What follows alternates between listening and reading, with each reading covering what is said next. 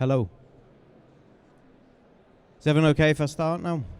Fantastic. You come to listen to me talk about SEMH. Good, you're in the right place. What I'm going to do is I'm going to try and do a whistle-stop tour of the way that my schools work. If you want to ask me a question, we don't have to wait for Q&A at the end. If you want to challenge me about any of the scientific validity behind our approach, just stick your hand up and I'll come and talk to you. Is that okay? Fantastic. So my name is Steve. I am currently the executive head of 2 SEMH schools up in Merseyside. I have a secondary school, and I was asked to go and take over a primary school that was in a spot of bother, was under threat of closure. Using the approach that I'm going to talk about, the secondary school is judged to be outstanding in all areas. The primary school, as well as being under threat of closure, within 2 years we got that back to outstanding in all areas as well. We don't use punishment in the secondary school. We don't think it works, particularly for the cohort of young people that we use. And I do a lot of research with people like Goldsmiths and the University of Liverpool into clinical psychology and the development of violence and aggression. Does that make sense? Don't judge me. I used to be an Ofsted inspector as well, but I'm quite a nice guy again now. So this is what we're going to talk about. I'm going to talk about brain plasticity, neurobiology, and how the brain develops over time and how we can use that to our advantage in terms of supporting kids with SEMH. My secondary school is 11 to 16 boys only. My primary school is co-ed. Okay? I'm going to talk about the impact of threat on behaviour. So why we need to reduce threat within the classroom and developing positive relationships with young people.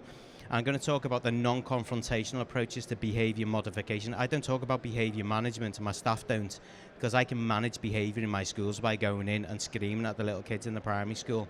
That is all about effective management in the short term. We're interested in long-term modification of behaviour so children will make better choices. Yeah. Has anyone ever come across MacLean's Triune Brain theory? So I'm going to give you a quick précis of this. It was a theory that came about in the 1970s by a psychologist called Paul MacLean. And what he said was, over time, our brain is actually made up of 3 distinct areas. Now, before I go into detail, I'm not going to get into the nitty-gritty of neuroscience. However, what MacLean said, there are some holes in this theory. Like any scientific theory, it can be challenged. There are some holes in it, but the basic premise stands true. Okay, so he said there are 3 distinct areas in our brain. They're all interconnected, but they all have their own agenda. And in response to any threat, whether it's a real threat, the perception of a threat, or the memory of a threat, our reptilian brain, as he termed it, takes over to keep us alive in terms of evolutionary psychology. So we only started developing cities about 10,000 years ago, and since then we've come to the forefront of development. We have things like the Sistine Chapel and Britain's Got Talent, so we're at the pinnacle of human development, but our brain hasn't caught up with that. That's what it looks like. So MacLean hypothesized that we have this reptilian complex which keeps us alive. It's all to do with unconscious stuff, with breathing. Surrounding that is the limbic system, which is to do with our emotionals and our emotional well-being. And finally, what distinguishes us from the other animals is our neocortex, which gives us our reasoning. Is that okay? Everyone with me so far? In real life, that's what it looks like. So, if I was going to give one of you a Christmas present, I'm more likely to give you a puppy, because a puppy has got emotions. It's happy. It will cuddle you. You can nurture it. You can become its best friend. It can become your best friend. It's more than likely going to reduce your blood pressure. It will lower your heart rate, and it will be good for your well-being.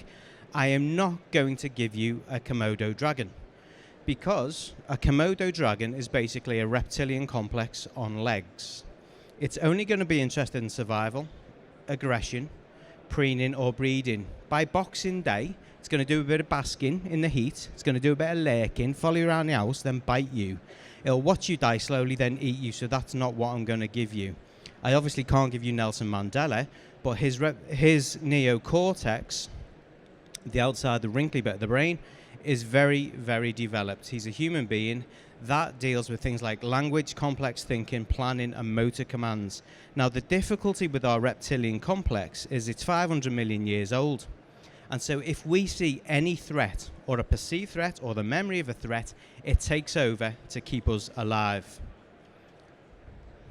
With me so far? It does that incredibly quickly. Now, you'll have all heard of the fight or flight response. Yeah, you've probably all heard of the amygdala, the part of your brain that switches off the rest. So your reptilian complex suppresses what's going on in the rest of your brain just to keep you alive. It is incredibly fast. It's spontaneous, basically. It will raise your levels of aggression. Nice. It will make you fail to effectively use your emote. Mine's kicking off at the moment because I want to scream at them to just keep it down a little bit. It will basically upset you, and you don't really think about what you're doing. It's so fast that it releases loads of adrenaline into your system. Adrenaline lasts about 45 minutes in your system. Its half-life is around there, and then it starts to slowly fade away. So if any of you have dealt with a young person who is really upset and the jaw sticks out and their eyes are popping out and the fists are clenched, it's no good talking to them until they've calmed down, and calming down can take a significant amount of time. The stress hormone cortisol stays in your system for 1 to 2 hours. At its half-life. The happy hormone dopamine stays in your system for 1 to 2 minutes. Now, just to give you an idea of how long you can be upset for, my schools are SEMH, so we have to do restrictive physical intervention occasionally. We try to de-escalate behaviours. 95% of the time it works. The 5% it doesn't, we have to intervene. We have to restrain young people, unfortunately. I hate it, but we do. We practice on each other as adults during inset days. Now, one day, I said to Mick, who was one of the most articulate and intelligent people who I know, and someone on the front row met him, and he's fantastic. He's the head of my secondary school. I said to Mick, pretend to be a child in crisis, do whatever you want, go crazy. You can swear, you can scream, do anything. You are only allowed to calm down if someone de-escalates you using these words, or if it's a male, or if it's a female, or someone with a beard, because some of our kids don't like me because I've got a beard. Some of them don't like me because I've got a Scouse accent. So I just said to him, go wild. He went absolutely nuts for 25 minutes. He created a table. On top of the table, he had a mountain of chairs, and he sat on the top telling everyone to. He was screaming at the staff, and he wouldn't come down for half an hour. Now, on a serious note, how long, just turn to the person next to you and tell them, how long do you think it took for him to calm down? You know, so don't say.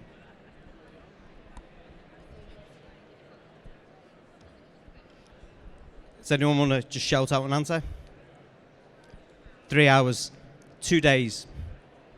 Remember what I said about the memory of a threat? So every time he thought about it, he was made up, because he got to tell the staff he doesn't really like anyway to F off. And he started to wind himself up. Your adrenal glands start to release more adrenaline, and he started to get primed for fight or flight. It is absolutely instantaneous, and I can prove that by showing you this picture. What's going on there?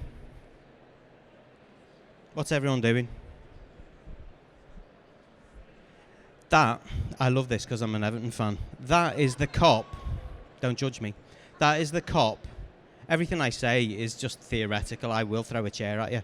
That is the cop absolutely gutted when Michael Owen has missed an open goal. Now, thinking back to evolutionary psychology terms, what they're doing is they're communicating with each other. There is a threat. Something bad has happened. It's like back in the day, if a saber-toothed tiger walked through the jungle and I'm walking along with my mate Johnny and I hear something and I run off, I'm going to survive and pass my gene pool on. And Johnny goes, oh, I wonder what that was. And he gets eaten. He's dead. So that's what happens. We are primed to notice bad things. So everyone there has put their hands on their heads to warn each other. We are social creatures to warn each other there is a threat, something bad's happened. Another example of threat overtaking our reptilian complex, and it suppresses our normal thinking, is in 2010, England got beat 4-1 by Germany in the World Cup. What rate, turn to the person next to you again, say hello if you don't know them, what rate do you think domestic violence increased in this country that night after we got beat 4-1 because we were upset?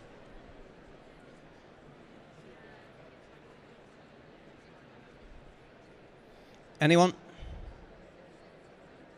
It wasn't that high. Someone said 70%. That's really catastrophic. It's really depressing, to be honest.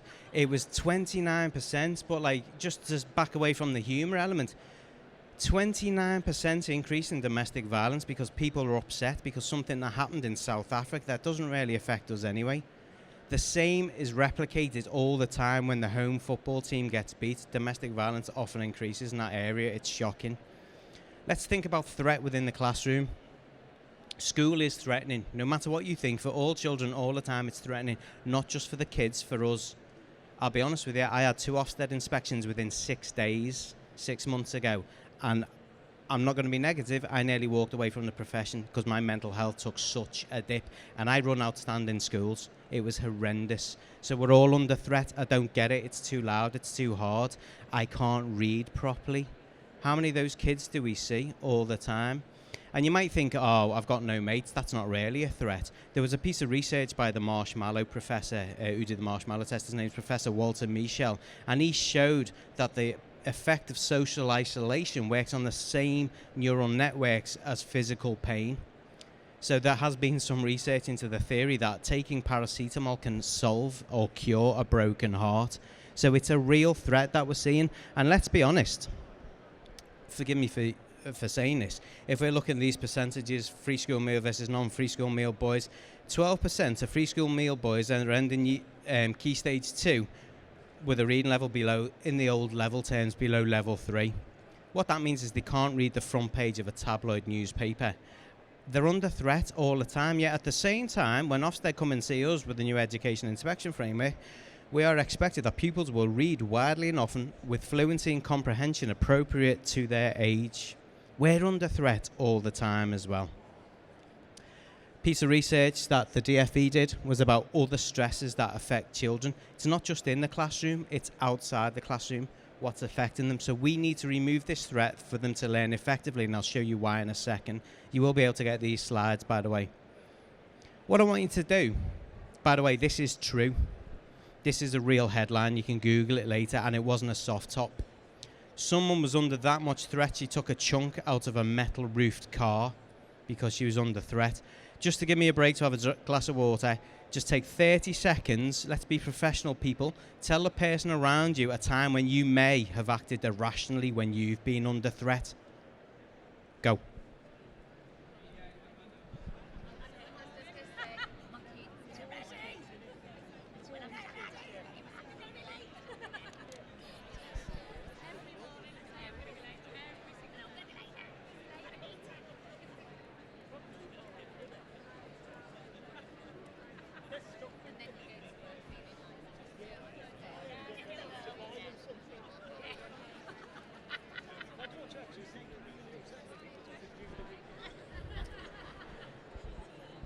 Let's be honest.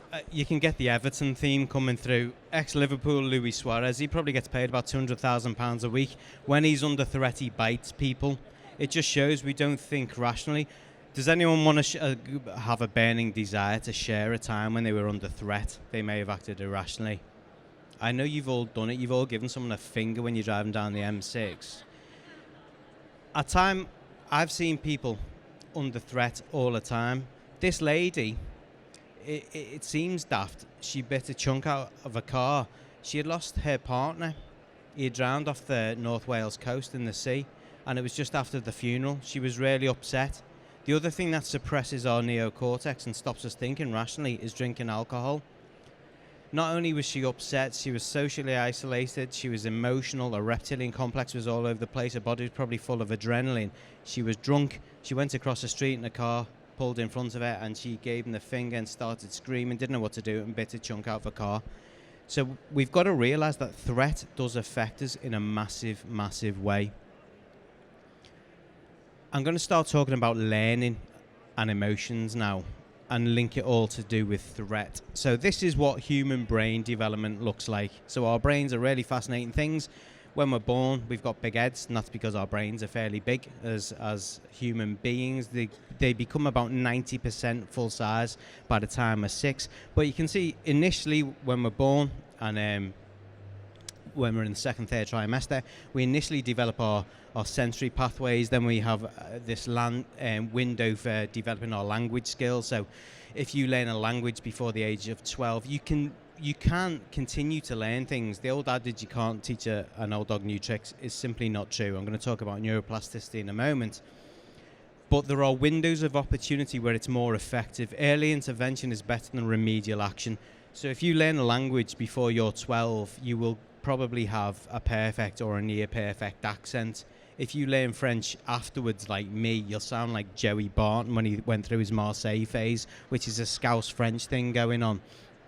Then your higher cognitive function develops. Now, for those who are in secondary settings, it all starts again from the age of 12 to 25. Basically, your brain starts to redevelop, and it starts from the back to the front. So the reptilian complex, the brainstem, that develops initially.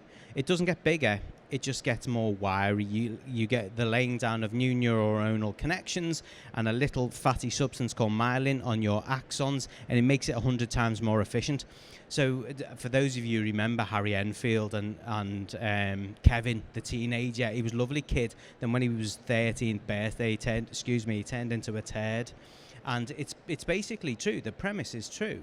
Because when you reach the age of 12 to 25, your brainstem starts to redevelop. And remember, I said it's all about aggression, preening, breeding, impressing your peers. And that's because in terms of evolution, you're more likely to respond to what your peers are doing. You're not interested in teachers because simply you can't have sex with them. You can't procreate and pass on your gene pool. So that's why you're interested in your peer group. So any of you who've taught bottom set year 9, you're probably everything that I'm saying is resonating with you. If you don't use certain elements of your brain, you simply lose them because they will be used for other things. Okay, so your brain, when you're young, you make about 700 new neuronal connections every single second. Like a piece of brain the size of a grain of sand has got about 100,000 nerve cells and 1 million neuronal connections or synapses. That's how intense it is, and you're constantly laying them down. If you keep using them, they become stronger. It's called Hebbian theory. You create, instead of having one network of neuronal cells, you create a superhighway, so they all start to connect each other. Okay, there was a piece of research, forgive me for quoting this, it's quite horrendous. There was a piece of research in Oxford in the 60s where they took a kitten and blindfolded it from birth and left it for a couple of months. Then they took the blindfold off and it stayed blind. And that's because of this use it or lose it process. So the kitten remained blind because it wasn't using its visual cortex. So that's a waste of blood. It's a waste of oxygen. It's a waste of glucose. So other areas of the brain took over that cortex. So probably the auditory cortex was far more effective. So the kitten probably had better hearing. Okay, so you need to keep using your brain, otherwise you will lose it. That's a really nice picture of neuronal architecture. I just wanted to put that up as an example of how it's not one simple laying down of neurons firing against each other. It's about a massive connection. And the reason why I'm telling you this is because your emotions are not just linked to how you behave, they're linked to learning as well. That's why we need to think about emotions when we're in the classroom for effective progress to be made. I mentioned it's called Hebbian theory. Now, I'm going to simplify it, but there are two basic areas in the brain that are used to create memories. So the first area is called your corpus striatum, and that's effective in creating habitual memories or unconscious memories. That's what you do unconsciously. That's how you behave. So I'm going to ask you to think now. You don't have to discuss this. Think now about how you have a shower in the morning. Okay, I bet you do everything in exactly the same order every day because it's unconscious. So you may or may not have noticed I've got no hair. So every day I shave my head. I start on that side. I then do the back. I then do that side. I then do the front. And then I put my razor down. I'm done. If I ever try and do it in a different order, it just freaks me out a little bit. Another example, please give it a go. You've probably done something similar. But another example of your corpus striatum and habitual memories and unconscious action is just put your hands out. Palm up. Now, I want you keeping your palms up to try and fold your arms the other way that you usually do it, but keep your palms up. So it feels a little bit weird. Now, if I asked you to do that every day for 5 minutes for the next 2 months, you would just do it naturally because you would create a new pathway in your brain that now you will be able to cope with unconsciously. Does that make sense? There was a piece of research, I find this fascinating, I love it. It's not worked for me, and I'll explain why in a minute. Piece of research in America, in Cleveland, and it's been replicated all over the world, where they took a control group and a group of people, and they gave them weights to do on their finger. Now, the control group didn't do any weights on their index finger. They just imagined doing it, and they had to imagine doing it over time every single day. The strength in their index fingers increased by up to 35% just by imagining it, because you get a much more effective neuronal connection in your brain. I've been trying it with a 6-pack for the last 12 years and it's not working, unfortunately. The final thing is episodic memory, and that's in your hippocampus. That's what we need to know about for learning effectively in the classroom. So, can anyone tell me what the capital of France is? Please, anyone? Thank you very much, Paris. There's no prize. We work in the public sector, so it is Paris. That's an episodic memory. It's something you have to think about. I want you to have a think about what you had for breakfast this morning. Okay, so episodic memory, we have to think about it. Now, I said emotions are really important in learning, and that's because of the use of a neurotransmitter called dopamine. Okay, dopamine is released. I haven't got time to go into this. I tend to do like a half a day session on it. I've got like 10 minutes left. But dopamine is used in the reward system. And the way it works with emotions is, if you are stressed, I'm not talking about being under pressure. You know, we all know the research shows that if you're under pressure, you work more effectively. I'm talking chronic, debilitating stress. If you're under stress, dopamine floods your brain. It absolutely floods your brain. It's like a short circuit. And that's what people think happens in depression and chronic fatigue syndrome. You get too much dopamine in your brain. It doesn't work effectively. The other thing that happens is if you get too much stress, you release lots and lots of adrenaline for your fight or flight response. That burns memories into your corpus striatum, the unconscious bit of your brain. So there's research going on at the moment that they think that's what happens with PTSD. So you don't know why. You can't consciously recall something, but all of a sudden something would trigger you and an unconscious memory will come back. In a weird way, before I was a teacher, I was a war crimes investigator. So I was exhuming bodies over in the Bosnian genocide and doing autopsies, and occasionally something will trigger me and memories will come back to me. So that's PTSD. The other thing that happens is you release steroids when you're stressed, and they actively destroy your hippocampus. Your hippocampus is the bit of your brain you need to learn in school. So why would you want to destroy the bit of your brain where you need to learn? The only effective way that we get dopamine released is through rewards or the anticipation of rewards. Now, I said both my schools are outstanding in all areas, and we use rewards-based system to develop our pupils' choices.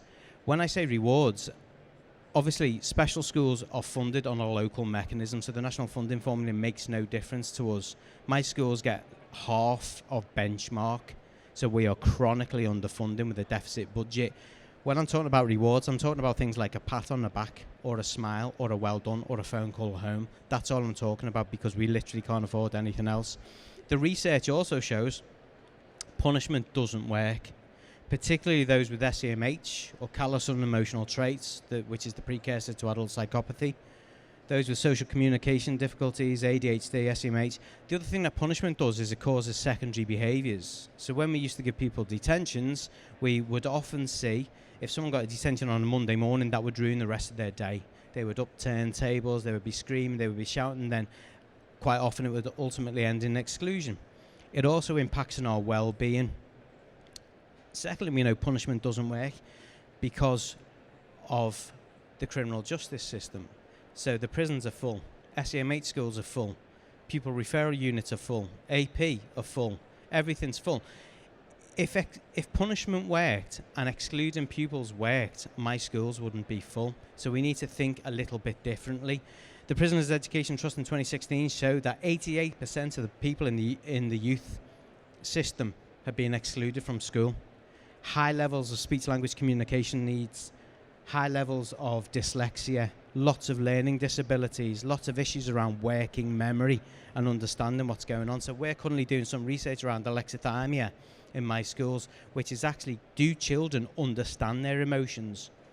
And if they do, can they verbalise them as well? Because we see that behaviour as a form of communication, and we're trying to address an unmet need. So that's what we're moving from. Management of behaviour, as I mentioned earlier, which is basically for efficiency, and it's very short term, it's very impersonal, it's operational, into modification, which is designed to affect permanent change. I'm not going to stay long on Maslow. We all know about Maslow. We know the bottom elements of the pyramid before you can move to self-actualization are actually about having your basic physiological needs met, but also your social needs met. So the way that we've done this is we've gone about having positive relationships with young people. I mentioned prisons last year, in March 2018. The Her Majesty's Inspectorate of Prisons, like Prisons Ofsted, they released a thematic report looking at behaviour in prisons, and the very first finding says positive relationships between staff and those in their care underpin all effective behaviour management systems. We need to have, I'm not saying be their mate, I'm saying be friendly and be professional about it, develop a relationship, get to know them. If we can understand the person in front of us, we will develop their self-esteem. If we develop their self-esteem, we'll develop their sense of self-worth. Someone's saying, I thought you were waving at me, oh, I've got 5 minutes left. If we develop their self-worth, they are more likely to engage, and engagement is the platform for education. The issue is not going away, it's getting bigger. Blackburn, Spencer and Reid talked about disability in the 21st century actually being a confluence of intergenerational poverty. We know poverty breeds send. Intergenerational poverty and modern medical progress. So preterm birth, extremely preterm birth, issues with fetal alcohol spectrum disorder, which affects the parietal lobe and mathematical ability. So I wanted to talk about SEMH and supporting them. I do a lot of work with a friend of mine, Alice Jones, who's the head of one of the psychology departments at Goldsmiths, and she's the editor of the Educational Journal of Educational Psychology, and she did a lot of work with us as we removed our sanctions. And she says, from a meta-analysis point of view, looking at lots and lots of studies, the key pieces of behaviour management are social skills training, relationships, are about having system-wide behavioural interventions, doing it effectively and making sure you do it consistently, whatever you do, and modifying the curriculum to make sure that we can engage all young people. Basically, we need to positively reinforce peer-to-peer, peer-to-teacher, and teacher-to-teacher interactions. My wife says happy wife, happy life. I say happy staff, happy kids, better outcomes. Now, we all know that's true, don't we? No one's ever done a piece of research linking all three. I put a bid in to try and get some funding from a charity to do that, and we unfortunately weren't successful. But I went to advise the DFE in the summer, and I summed it up as that. Just treat people humanely. Let's be honest, we don't see enough of that within education sometimes, not from a school point of view, from the powers that be, but I won't be political because we're impaired. So, we need to promote positive mental health in schools, be non-confrontational, and break down barriers for pupils with additional needs. For those of you who wanted to look at it from an individual class-to-class basis, there are some strategies on there. I'm going to have to sum up. So I'm going to sum up because I like this slide. Has anyone ever come across that story? Kerry and Brielle Jackson. So this is true. They were born extremely preterm. They were less than 2 pounds in weight in America. And basically, I always forget the names. Brielle was dying. So after 3 weeks being under 2 pounds, she started to die. They were in separate cots. Kangaroo care, which is what is done globally, wasn't done in America at the time. The nurse thought, I'm going to let the sisters say goodbye to each other. She picked up Kiri, put it in Brielle's cot. Someone happened to have a camera and took this photo. This is absolutely true. Kiri immediately put her arm around Brielle, and this reinforces the idea of positive relationships. Immediately her vital signs stabilised, and she has gone on to live a normal, fulfilling, happy life. What I'm not saying is just go out and hug children, but actually, in a way, I am. because we are doing some research with a guy called Professor Francis McGlone, who's a world leader in terms of social touch. And if we don't have social touch, areas of your brain simply don't develop, and it causes emotional and social issues. We know it from the 60s when Harry Harlow, a psychologist, did work with baby monkeys. He took them away from mummy monkey, and some he put in a cage with a bottle of milk and a wire mummy that they couldn't cuddle, and they had massive social issues, behavioural issues, and they didn't survive. The others who he put with a soft stuffed toy with the milk, they did relatively well. If you're interested in early intervention, I would recommend looking at the Heckman equation. He's a Nobel Prize winning economist from the States who talks about early intervention isn't at reception, it's not nursery, it's second and third trimester when we start to educate people about the importance of effective parenting. Okay, so what Francis McGlone says is, he says there are certain fibres, neuronal fibres in our body called afferent C fibres, and if you stimulate them at the rate of 5 centimetres per second, you develop social brain architecture. Now, if I translate that into lay terms, you go like this. It's not rocket science. We do that when our kids are in bits taking their SATs at year 6. We even do it with some of the older lads in the GCSE. There was a great article in the TES a couple of months ago about social panic about touching children. I am not saying go out and touch children, but we need to have relationships with each other. And the last thing I'd say is a lot of the work started from a lady called Sonia Lubomirsky, who did research on, I just like the word, on spiderlings, they're baby spiders. And she showed that the spiderlings who were relatively touched more often by mummy spider were more likely to go and investigate novel areas and environments. So basically, we need to have positive relationships to develop people. Now, I'm running out of time. I haven't got time to talk about our reward system effectively, but if any of you are interested in finding out any more, we have loads of people. I do lots of work with the Ministry of Justice in prisons, our prison governors visit. You're always, not all at once, but you're very welcome to come and visit. There's me. There's my Twitter handle. If you've enjoyed it, let me know. If you've got any questions, fire away. And thank you for being so attentive.